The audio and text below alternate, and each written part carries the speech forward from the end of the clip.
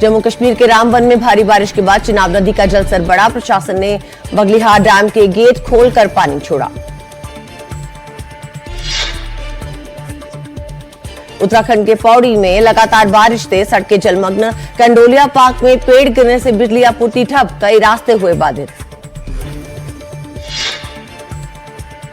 शिमला में hotel holiday home के पास विशाल पेड़ और बिजली का खंभा गिरा। चलती कार पर गिरे मलबे से बड़ा हादसा टला, किसी के हताहत होने की खबर नहीं।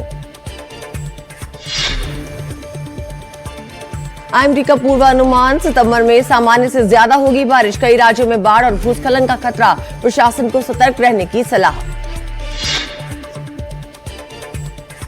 जम्मू में लगातार बारिश और भूस्खलन के चलते सभी सरकारी और प्राइवेट स्कूल आज बंद रहेंगे। प्रशासन ने सुरक्षा को देखते हुए फैसला लिया।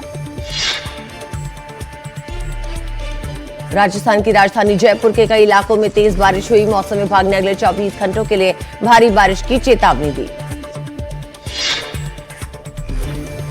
एससीओ समिट में शी जिनपिंग ने प्रधानमंत्री मोदी का जोरदार स्वागत किया। फोटो सेशन में शामिल हुए मोदी, पुतिन, जिनपिंग समेत एससीओ देशों के 30 राष्ट्र अध्यक्ष। प्रधानमंत्री मोदी और शी जिनपिंग वार्ता पर एमईए की प्रेस कॉन्फ्रेंस। कहा, बातचीत में उठा सीमा विवाद का मुद्दा। दोनों नेताओं ने बनी विवाद सुलझाने पर सहमति। भारत 2026 में ब्रिक्स सम्मेलन की मेजबानी करेगा। प्रधानमंत्री नरेंद्र मोदी ने चीन के राष्ट्रपति शी जिनपिंग को सम्मेलन में शामिल होने का न्यौता दिया। एससीओ समिट के बाद आज प्रधानमंत्री नरेंद्र मोदी और रूसी राष्ट्रपति व्लादिमीर पुतिन के बीच द्विपक्षीय बैठक। ऊर्जा, रक्षा और वैश्विक मुद्दों पर चर्चा की संभावना। तियानजिन में एससीओ शिखर सम्मेलन के मौके पर प्रधानमंत्री मोदी ने म्यांमार के कार्यकारी राष्ट्रपति और सेना प्रमुख जनरल मिन आंग हाइंग से की द्विपक्षीय मुलाकात। 9 सितंबर को उपराष्ट्रपति पद के लिए मतदान। एक दिन पहले 8 सितंबर को प्रधानमंत्री मोदी ने एनडीए सांसदों को डिनर पे बुलाया। प्रधानमंत्री देंगे एकजुटता और मजबूती का संदेश। बादल फटने और बाढ़ से हुए नुकसान का जायजा लेने केंद्रीय गृह मंत्री अमित शाह आज जम्मू का दौरा करेंगे।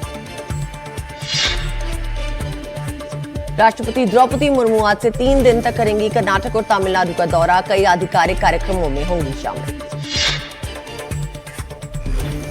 मराठा आरक्षण को लेकर नहीं थम रही जंग। सरकार और मनोज जरांगे के बीच बातचीत बेनतीजा। जरांगे की भूख हड़ताल जारी।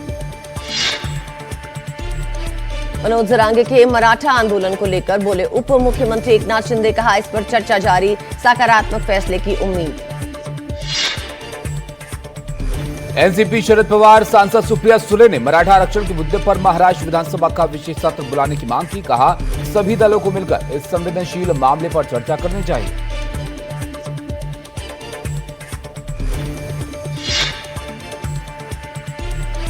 मराठा आरक्षण को लेकर बीजेपी ने शरद पवार को घेरा। कहा कि सत्ता में रहते क्यों नहीं उठाए कदम। बिहार के मुख्य निर्वाचन अधिकारी ने वोटर लिस्ट में गड़बड़ी के आरोपों को बताया बेबुनियाद। कहा, रिपोर्ट अनुमान आधारित और समय से पहले। बिहार के पूर्व डिप्टी सीएम तेजस्वी यादव का नीतीश कुमार पर बड़ा हमला। कहा, मुख्यमंत्री जनता को गुमराह कर रहे हैं। उनके पास कोई विजन नहीं, वो मुख्यमंत्री नहीं बल्कि चीफ मिनिस्टर बन गए हैं। कांग्रेस नेता पवन खेड़ा ने चुनाव आयोग पर गंभीर सवाल उठाए हैं। दावा किया कि एसआईआर के दौरान बिहार में बूथ एजेंट्स की 89 लाख शिकायतें खारिज की गई। चुनाव आयोग की मंशा पर जताया शक और पूरे अभ्यास को दोबारा कराने की मांग की। प्रधानमंत्री मोदी की मां को लेकर विवादित टिप्पणी के विरोध में पटना में बीजेपी का कैंडल मार्च। डिप्टी सीएम सम्राट चौधरी और प्रदेश अध्यक्ष दिलीप जायसवाल भी शामिल हुए। बिहार के डिप्टी सीएम सम्राट चौधरी ने आरजेडी और कांग्रेस को घेरा। कहा, लालू प्रसाद यादव के परिवार ने 15 साल तक बिहार को लूटा। कांग्रेस परिवार ने लोकतंत्र की हत्या की कोशिश की। टीएमसी सांसद यूसुफ पठान वोटर अधिकार यात्रा में शामिल होंगे। बोले, ममता और अभिषेक बैनर्जी के निर्देश पे पटना जा रहे हैं। इंडिया गठबंधन की रैली में हिस्सा लेंगे। तेज प्रताप यादव का बीजेपी आरएसएस पर तीखा हमला। कहा, बीजेपी और आरएसएस का अस्तित्व बुरी तरह से खत्म हो चुका है। वोटर अधिकार यात्रा पे कांग्रेस नेता रणदीप सुरजेवाला ने कहा, महात्मा गांधी के नेतृत्व में जैसे स्वतंत्रता संग्राम ने देश की तस्वीर बदली, वैसे ही वोटर यात्रा से एक नई क्रांति का उदय हो रहा है।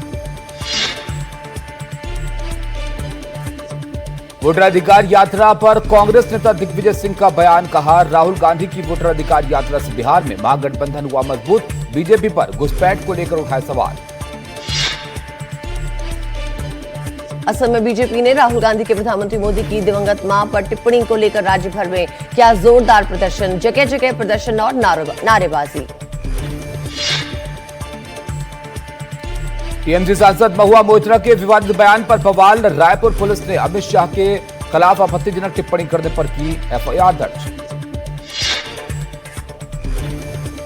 सपा प्रमुख अखिलेश यादव ने चीनी संबंध को लेकर बीजेपी पर निशाना साधा, सोशल मीडिया एक्स पर पोस्ट कर लगाए कई गंभीर आरोप।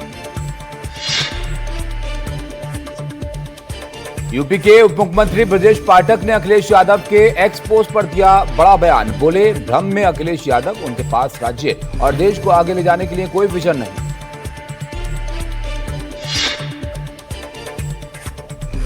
पंजाब में बाढ़ से 3 लाख एकड़ फसल प्रभावित, फसलों के नुकसान पर सीएम मान ने प्रधानमंत्री मोदी को पत्र लिखा, 60,000 करोड़ फंड की मांग की।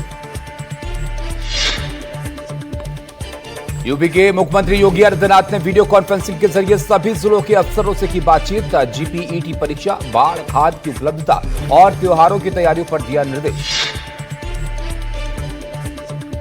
भारतीय एनजीओ एजुकेट गर्ल्स ने इतिहास रच दिया, 2025 का रैमन मैग्सेसे अवार्ड जीतने वाली पहली भारतीय संस्था बनी, लड़कियों की शिक्षा के लिए काम को सम्मान मिला। ठाणे में इंस्टाग्राम पर बने रिश्ते का अंजाम दर्दनाक हुआ, ब्लैकमेल से परेशान युवती ने फांसी लगाई, पुलिस ने आरोपी बॉयफ्रेंड ऋतिक रोहाड़े को गिरफ्तार किया। नोएडा सेक्टर 134 में बर्थडे पार्टी के दौरान युवक ने खौफनाक कदम उठाया, युवक ने खुद को गोली मारी, हालत गंभीर, पुलिस के मुताबिक बेरोजगारी और ब्रेकअप से परेशान था युवक। यूपी के मेरठ में बारिश के चलते पुलिस क्वार्टर की छत गिरी, हादसे में 5 लोग घायल हुए, इनमें 3 बच्चे और एक दंपति शामिल। लखनऊ की पटाखा फैक्ट्री में ब्लास्ट, पुलिस की लापरवाही उजागर, चौकी इंचार्ज और एक सिपाही सस्पेंड, हादसे में हुई है 2 लोगों की मौत, 5 हुए घायल। उत्तराखंड के पिथौरागढ़ में भूस्खलन से एनएचपीसी टनल का मुहाना बंद, टनल में फंसे 11 मजदूरों को बचाने के लिए रेस्क्यू जारी, 8 निकाले गए।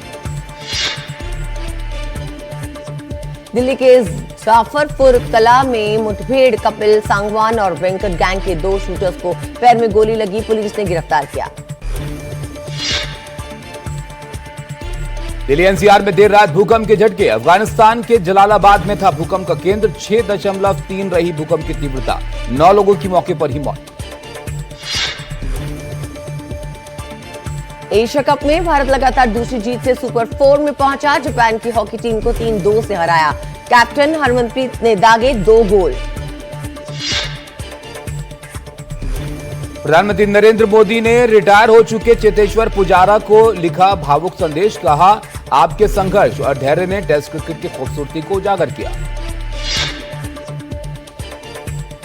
केंद्रीय मंत्री पीयूष गोयल ने बताया कि 2036 ओलंपिक की बोली के लिए भारत की तैयारी जोरों पर है, कहा, पीटी उषा के नेतृत्व में भारतीय ओलंपिक संघ मेहनत कर रहा है ताकि भारत ओलंपिक की मेजबानी कर सके।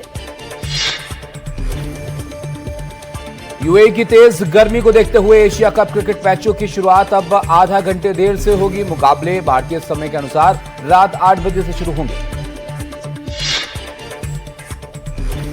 ड्रीम 11 के बीच सीजन में हटने के बाद बीसीसीआई का नया प्लान, 450 करोड़ रुपए की स्पॉन्सरशिप डील करने की तैयारी।